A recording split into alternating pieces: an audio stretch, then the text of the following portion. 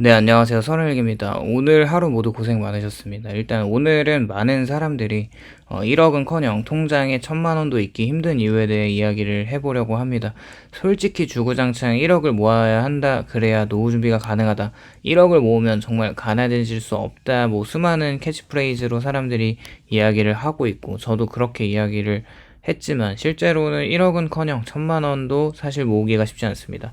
생각해보면 한 달에 200만 원을 저축한다고 해도 뼈 빠지게 일하는 기간, 멘탈이 흔들리고 회사를 때려치고 싶고 여러 가지 생각이 드는 가운데 적어도 5개월이라는 기간이 되어야 1,000만 원이 딱 찍히게 되는데, 이걸 10번을 더해야 한다면 1억은 정말 모으기 어려운 금액이 되겠죠. 그렇게 많은 사람들이 1억 원을 목표로 삼지만 실제로는 통장에 1,000만 원도 모으기 힘들다는 목소리가 많습니다. 직장인, 자영업자, 프리랜서, 청년이나 중장년층 모두 공통적으로 돈이 안 모인다고 이야기를 하죠. 사실 어느 나라를 가든 소득 대비 과도한 주거비에 의해서 돈을 모으기 힘든 환경에서 우리는 살아가고 있습니다. 일단은 서울을 비롯한 수도권의 월세나 전세, 매매 가격은 소득 수준과 비교할 수 없을 만큼 상승했죠.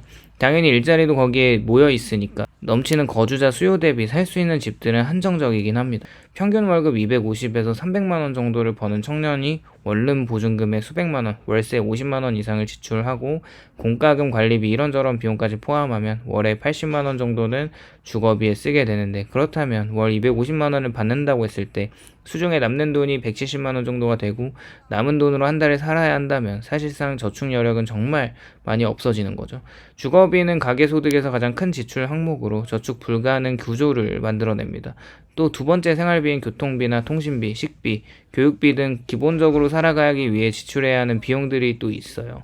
근데 점점 물가가 또 올라가고 있죠. 과거 세대는 외식이 사치였지만 현재는 외식 없이는 또 생활이 어려운 걸 생각해 본다면 요즘에는 편의점에서 사는 식사조차 비용이 만만치가 않습니다. 이처럼 필수 지출이 커지면서 저축은 뒷전이 될 수밖에 없겠죠. 또 요즘의 노동시장의 구조적 변화는 돈을 모을 수 있는 우호적인 환경이 아닙니다. 일단 2030 청년 세대의 상당수는 비정규직이나 계약직, 플랫폼 노동에 종사를 하고 있죠. 대학을 졸업하고 나서 바로 취업을 하면 정말 감사한 일이고, 그게 대기업이든 중견이든 중소기업이든 일단 일을 시작할 수 있으면 일단 평타 이상을 쳤다는 인식으로 점점 생각이 바뀌고 있습니다. 그렇게 취업을 어찌어찌 하더라도 안정적인 급여와 복리후생을 받는 정규직 비율은 줄고 있고, 그마저도 임금 격차가 크게 나면서 자산 격차가 점점 벌어지게 되거나 한 달 벌어서 한 달 버티는 것도 쉽지 않은 인생이 되어버렸습니다. 그렇게 고정적으로 남는 돈이 없다 보니까 저축할 여지가 사라지면서 돈이 모아지는 맛이 나야지 모으는 법인데 그렇지 않은 상황이 온 거죠.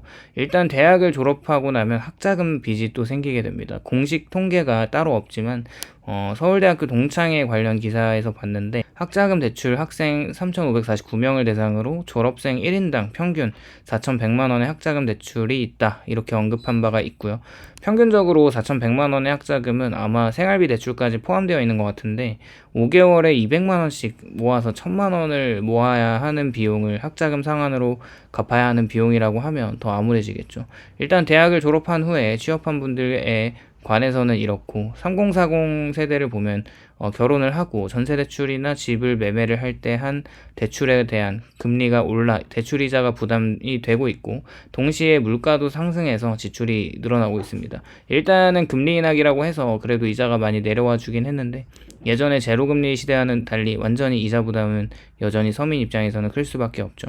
일단 그렇게 예전에 부모 세대에서 자산을 상속받은 경우와 그렇지 않은 경우의 격차가 더 심해졌고, 자산이 없는 계층은 소득으로만 저축을 해야 하는데 이는 현실적으로 거의 불가능해졌습니다. 그렇게 20대나 30대가 1,000만 원을 모으지 못하는 동안에 상위 자산가들은 수억 원의 금융 수익을 계속 얻고 있습니다. 또 어느 세대든 경쟁 사회가 계속 심화되고 있다 보니까 학별 경쟁이나 취업 경쟁이나 부동산 경쟁이나 소비 경쟁이 만연하고, 사회적 비교 속에서 불필요한 소비를 유도당하고 결국 저축보다 소비가 우선시 되기도 하죠.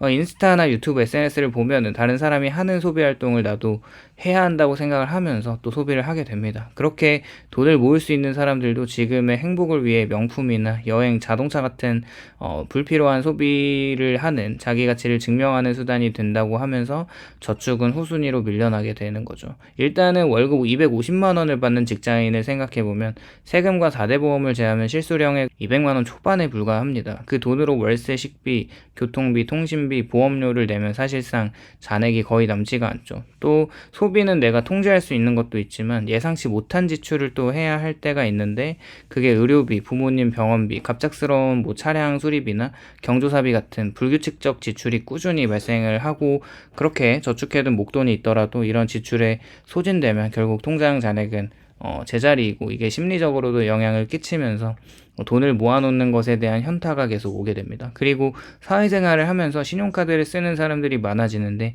사실 잘 쓰면 혜택도 너무 많아서 굉장히 합리적인 소비를 하는 것처럼 느껴지지만, 사실 신용카드 혜택을 받는 기본 소비 금액 구간이 50만 원부터 시작을 한다고 하면 카드사가 또 바보가 아니기 때문에 그 혜택을 주는 것보다 더 많은 이익을 소비자들로부터 얻어내는 걸 알아야겠죠. 그렇게 어찌어찌 소비를 신용카드 할부와 마이너스 통장으로 메꾸다 보니까 통장 잔액이 채워질 틈이 없습니다. 또 돈을 모을 수 없는 이유를 생각해보면 주식이나 코인, 부동산 투자에서 손실을 본 사람들도 굉장히 많은데, 생각보다 돈을 벌었다는 사람들이 실제 생활하는데 돈을 벌었다고 자랑하지는 않지만 커뮤니티나 SNS에서 월에 1,000만 원을 벌고 오늘 수익이 얼마고 이런 허황된 수치를 공개하지만, 실제로 대부분의 계좌를 까보면 파란불이 아니면 다행일 정도로 수익을 내는 사람은 그렇게 많지 않을 겁니다.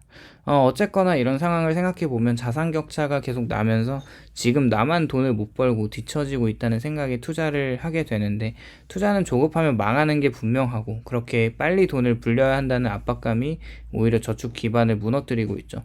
또 뭔가 요즘 2030을 봤을 때 저도 포함이지만 저축에 대한 가치가 많이 사라져버린 것 같긴 합니다. 과거에는 저축이 미래 안정의 유일한 방법이었지만 지금은 저축만으로는 집을 산다거나 부자가 되기 어렵다는 인식이 퍼져 있죠.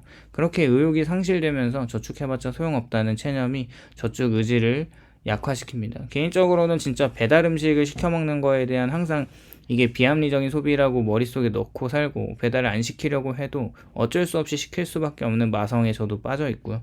이게 또 쌓이면 목돈이 되니까 또 OTT 같은 월 결제하는 금액도 생각보다 만만치 않은 것 같기도 합니다. 그렇게 인간은 대부분 통장 잔액보다 당장의 만족을 크게 느끼도록 살도록 이렇게 설계가 되어 있고요.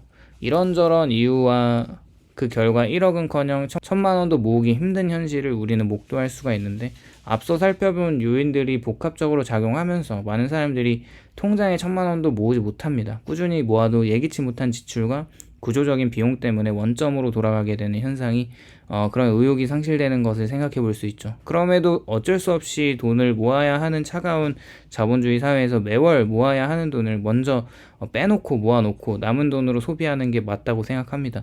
그리고 최대한 투자는 자산 배분으로 차근차근 연에 5에서 7%만 수익을 내자는 목표로, 여기에서 만족하자는 마인드로 너무 공격적으로 돈을 베팅하다가 돈을 한순간에 잃어버리고 그렇게 빚을 지게 되는 걸 넘기다 보면, 또 한 해, 두 해 그렇게 넘어가다 보면 분명 좋은 결과가 있을 거고, 그게 몸이 또 익었을 때 저축과 투자가 이미 삶에 녹아서 점점 심리적으로도 멘탈도 강해져 있는 자신을 발견할 수 있을 거라고 생각합니다.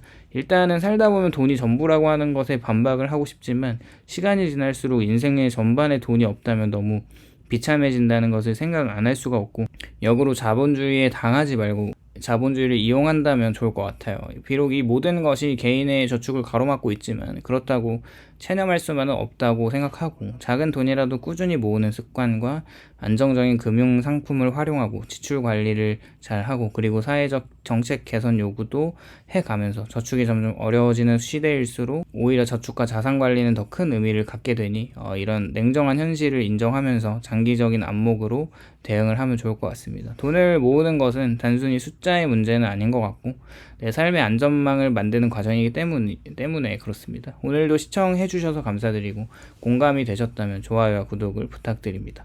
감사합니다.